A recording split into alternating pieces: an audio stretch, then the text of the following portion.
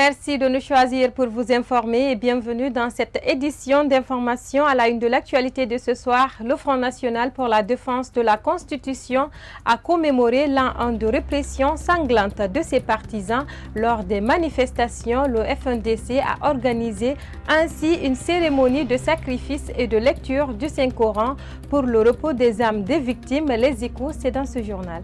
Et puis, Culture, le pouvoir pour le pouvoir, c'est le nom d'un nouveau livre qui a été publié ce mercredi 14 octobre 2020 à la Maison commune des journalistes. La cérémonie a connu la présence des écrivains guinéens et enseignants-chercheurs. Les détails, c'est dans cette édition d'information. Je vous le disais dans le sommaire, le Front national pour la défense de la Constitution a commémoré l'an 1 de répression sanglante de ses partisans lors des manifestations. Le FNDC a organisé ainsi une cérémonie de sacrifice et de lecture du Saint-Coran pour le repos des âmes des victimes. La cérémonie a eu lieu au siège du Front ce mercredi 14 octobre 2020. C'est un reportage de Jeannette Akou et Alassane Souma. Au cours de cette cérémonie de sacrifice en la mémoire des victimes de répression sanglante des manifestations, membres du FNDC et parents des victimes ont formulé des prières pour le repos des âmes des illustres disparus. Ce matin, nous assistons à une cérémonie commémorative à l'honneur et pour la dignité de nos martyrs, qui sont au nombre de 92 jeunes Guinéens, qui ont été froidement assassinés par les forces de défense et de sécurité aux ordres de M. Alpha Condé. Et nous avons sollicité, à un an du début de nos manifestations contre cette obsession démentielle et contre cette imposture de trop de M. Alpha Condé et de son clan mafieux, d'organiser une cérémonie de prière en leur honneur, tout en réitérant aux familles endeuillées que cette forfaiture ne restera pas impunie. Au prix de notre vie, la main sur le Saint-Coran, nous passerons le reste de notre vie à faire en sorte que les commanditaires, les co-commanditaires, les auteurs, les co-auteurs, les complices de près ou de loin qui ont pris part à cette forfaiture que M. Alpha Condé est en train de perpétrer en Guinée, tôt ou tard paieront de leur engagement et de leur forfaiture dans ce coup d'État constitutionnel. Une année après le lancement officiel de ses activités contre la mobilisation de la Constitution et troisième mandat pour Alpha Condé, le FNDC n'entend pas lâcher du lest. Le Front national pour la défense de la Constitution FNDC projette de nouveau une série de manifestations à 3 jours de l'élection présidentielle du 18 octobre 2020. Tous les cadres véreux qui estiment que M. Alpha Condé devait se maintenir au pouvoir sont en train de battre campagne en violation systématique du statut de la fonction publique. Donc en clair, ne vous trompez pas, le FNDC reste résolument convaincu que c'est la rue qui sera le salut. C'est pourquoi nous restons mobilisés, déterminés. C'est pourquoi nous serons dans les rues de Conakry le vendredi 16 octobre 2020 afin d'exiger le départ du monarque Alpha Condé tout en exigeant aussi la libération des détenus du FNDC. Et si je vais parler au nom de toutes les victimes de ce régime, je tiens à vous rappeler que les morts ont besoin de prières et de sacrifices. Et je remercie le collectif d'avoir organisé ces prières et ces sacrifices. Nous les remercions beaucoup. Et comme disait Papi, je tiens à vous remarquer aussi que nous qui sommes là, nous avons l'obligation de lutter pour que justice soit rendue à toutes les victimes de la Guinée. En attendant que justice soit faite pour les victimes de bavures policières, les différents parents continuent de prendre leur mal en patience. Le parti au pouvoir désapprouve les violences électorales survenues ces derniers temps à l'intérieur du pays. Pour le coordonnateur de la campagne du RPG Arc-en-Ciel à Dalaba, ces violences n'ont pas leur raison d'être entre les Guinéens. C'est un reportage de Mohamed Traoré. Après la pluie, revient le beau temps. Un calme précaire règne à Kankan au lendemain des violences survenues dans la ville. Des affrontements au cours desquels plusieurs biens privés appartenant aux partisans de l'opposition ont été détruits. Une attitude politique que condamne avec la dernière énergie le coordinateur préfectoral de la campagne du RPG à Dalaba. Ces incidents, nous, à notre niveau, on s'est repliés dans les sous-préfectures. Et les campagnes se déroulent dans de très bonnes conditions dans les sous-préfectures. On a commencé par la lecture du Coran à Kourou. Et la lecture du Coran suivie d'un meeting. Après, le lendemain, on est parti dans la sous-préfecture de Mafara. Et de là-bas, on est parti à Boye. Hier, on était à Banga, dans un district de Kebali. On a fait Kebali, Kankalabé. Et aujourd'hui, on sera à Kankalabé aussi, dans un district de Sayoya et puis à Dikine. Tout se passe pour le moment dans de très bonnes conditions et que vraiment la population commence à comprendre que la violence ne mène à rien. Et la violence ne peut pas donner plus tu exerces la violence comme moyen, le moyen pour avoir le pouvoir, tu t'éloignes du pouvoir en même temps.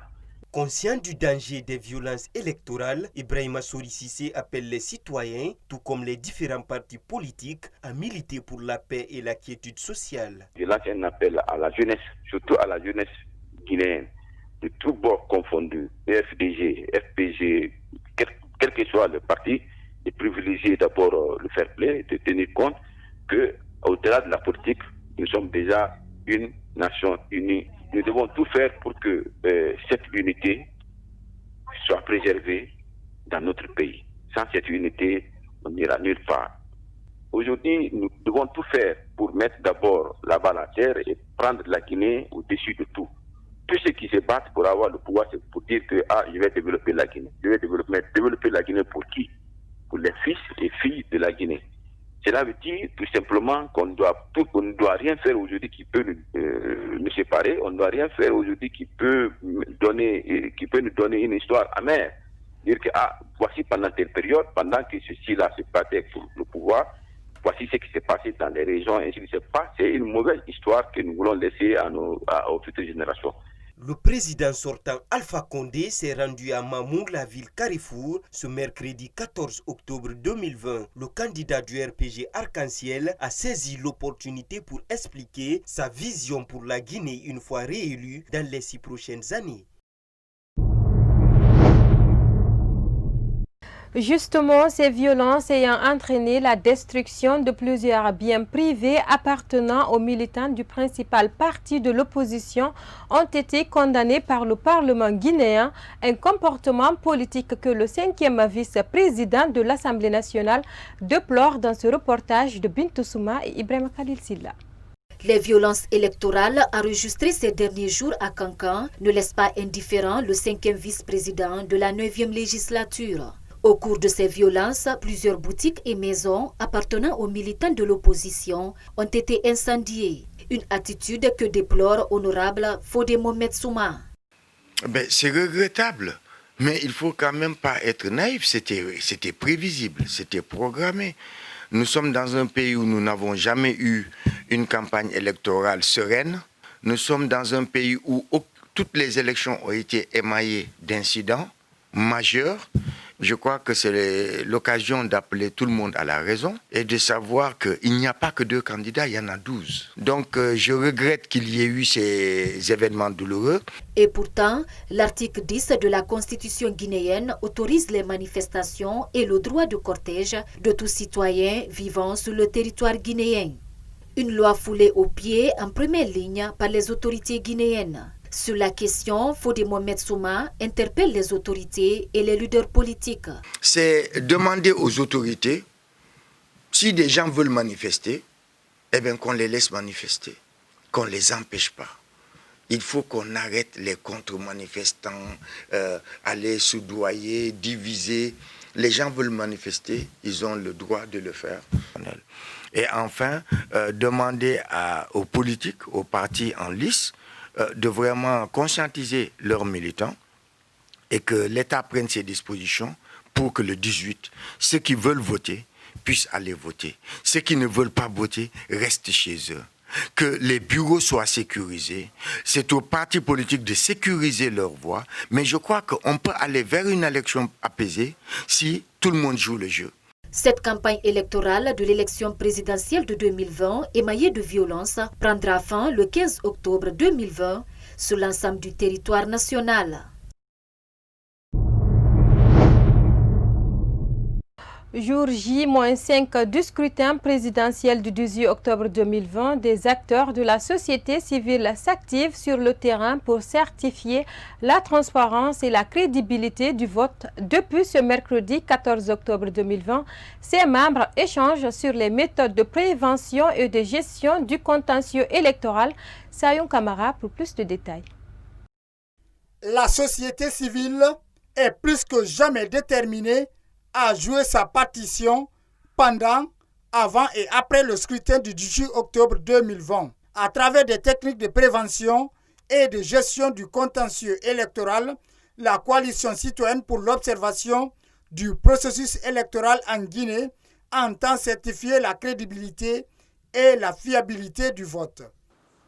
Notre rêve à cet effet est de voir chaque Guinéen assumer pleinement sa responsabilité citoyenne en participant librement et volontairement à la vie de leur localité à travers les initiatives individuelles et collectives, sans considération partisane aucune pour la construction de la Guinée. Mesdames et messieurs, notre pays est encore arrivé à un tournant décisif de son histoire, pour lequel chacun d'entre nous est interpellé à jouer sa partition avec détermination, franchise et amour pour la sauvegarde de la paix et de l'unité nationale. Les enjeux de l'élection présidentielle du 18 octobre 2020 sont détaillés.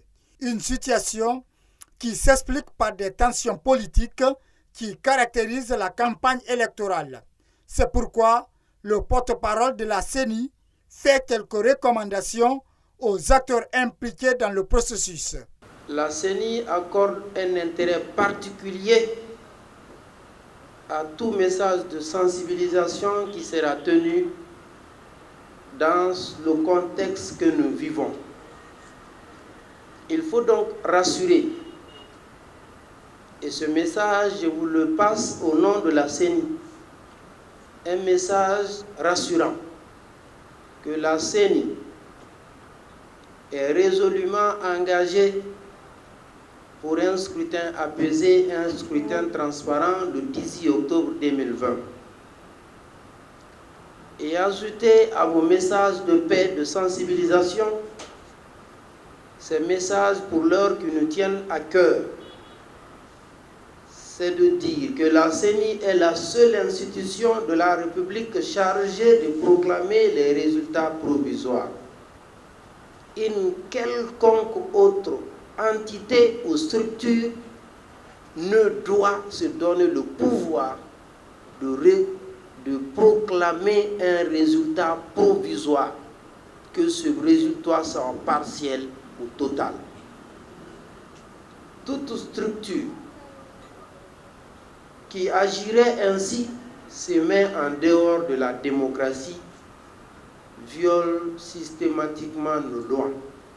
Il faut que ce message soit entendu et que nos concitoyens comprennent que constitutionnellement, légalement, la CENI est la seule institution habilitée à proclamer un résultat provisoire. Selon certains observateurs de la vie politique guinéenne, la transparence de la CENI, la responsabilité des acteurs politiques et l'engagement de la société civile dans la sensibilisation pour le vivre ensemble constituent des actions incontournables pour une élection apaisée en Guinée.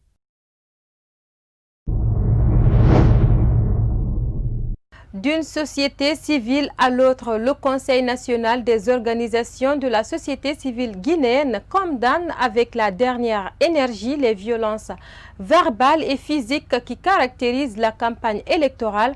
Le CNOX interpelle les acteurs politiques face à leurs responsabilités dans ce reportage de Kadiatou Bari et Sayoum Kamara. Le Conseil national des organisations de la société civile guinéenne n'y va pas par quatre chemins pour fustiger et condamner les violences électorales enregistrées ces derniers jours à l'intérieur du pays. Pour cette frange de la société civile, le constat reste alarmant sur le terrain au lendemain des violences.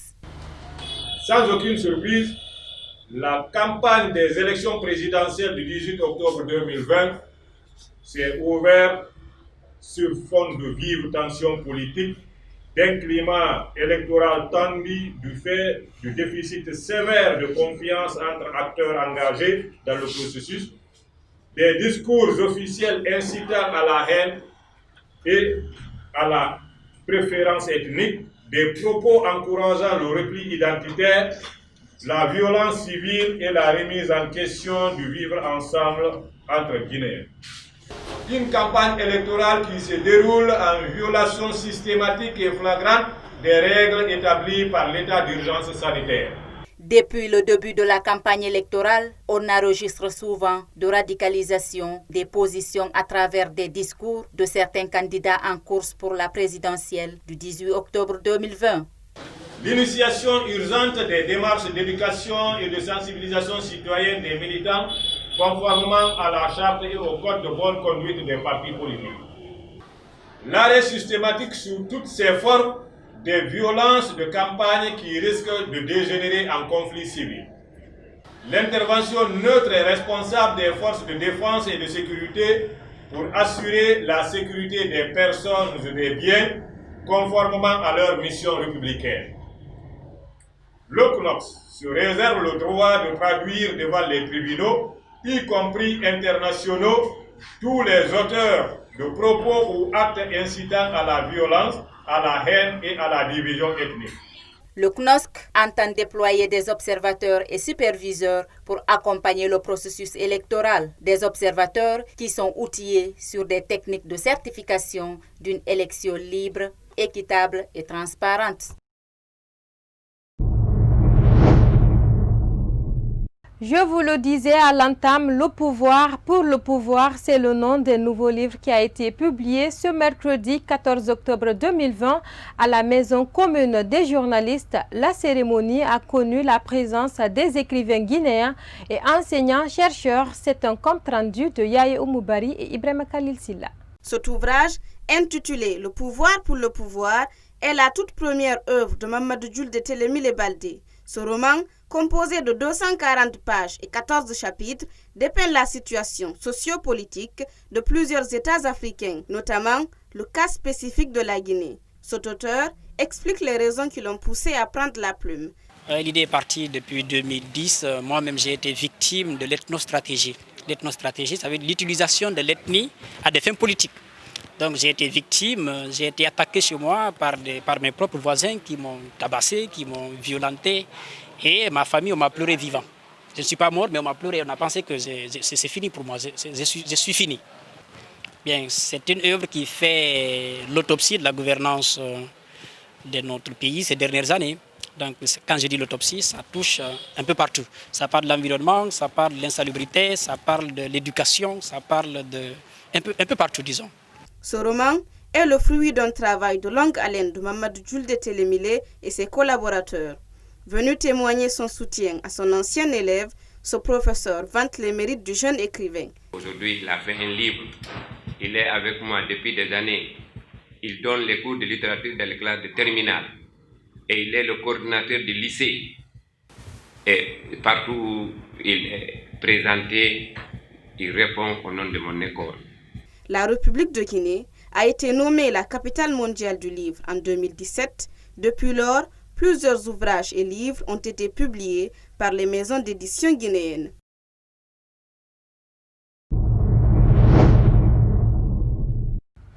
Nous terminons cette édition avec cet élément de sport. Le footballeur portugais Cristiano Ronaldo a été testé positif au Covid-19, a annoncé la Fédération portugaise mardi 13 octobre 2020. Il ne fera donc pas face à la Suède en Ligue des Nations, indique la Fédération portugaise du football dans un communiqué. C'est un commentaire de Angéline Guilavogui. Après Neymar, Kylian Mbappé et Zlatan Ibrahimovic, c'est au tour de Cristiano Ronaldo d'être testé positif au Covid-19. L'attaquant vedette de la sélection portugaise ne jouera pas contre la Suède ce mercredi 14 octobre 2020 en Ligue des Nations, a indiqué la Fédération portugaise de football dans un communiqué publié sur son site internet. Le joueur de 35 ans se trouve en quarantaine, a précisé la fédération. Il laisse le Portugal et son club, la Juventus du terrain, avec un vide handicapant en attaque. Pour les Portugais, à égalité de points avec la France dans le groupe 3 de la Ligue des Nations, cette absence risque de peser contre la Suède. Au match aller à Solna 2-0, l'attaquant avait marqué les 2 buts de la victoire, dépassant la barre symbolique des 100 buts internationaux. D'autant que la sélection portugaise commence à ressembler à un cluster, Ronaldo est en effet le 3e joueur à attraper le nouveau coronavirus. Dans cette fenêtre internationale de 2 semaines, après le défenseur José Fonte de Lille et le gardien Anthony Lopez de Lyon, les joueurs de la Seleção testés mardi matin sont tous négatifs, a précisé la fédération, tout comme ceux de l'équipe de la France qui ont affronté les Portugais 2 jours plus tôt et sont arrivés mardi en Croatie selon la fédération française. Mais c'est surtout pour la Juventus du terrain où Cristiano Ronaldo a déjà marqué 3 buts et délivré une passe décisive en 2 journées de championnat que ce test positif est un coup dur. Selon le protocole sanitaire en vigueur en Italie, le quintuplé Ballon d'Or doit en effet rester à l'isolement pendant 10 jours et fournir ensuite un test négatif pour pouvoir recommencer à jouer. Sous réserve d'un bon état de santé, il pourrait donc revenir sous la réception de Hellas Vérone dimanche 25 octobre et serait surtout disponible pour la réception du 28 octobre en C1 du FC Barcelone de son rival Lionel Messi. Cette mauvaise nouvelle donne une autre tonalité à son départ.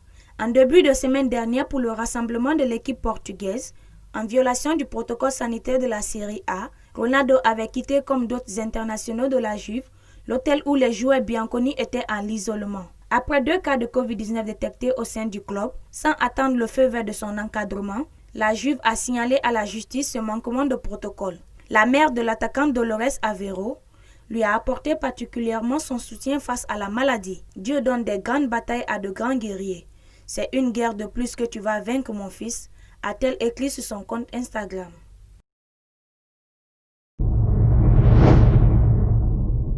Ainsi prend fin cette édition d'information. Merci à tous de nous avoir choisis pour vous informer et bonsoir.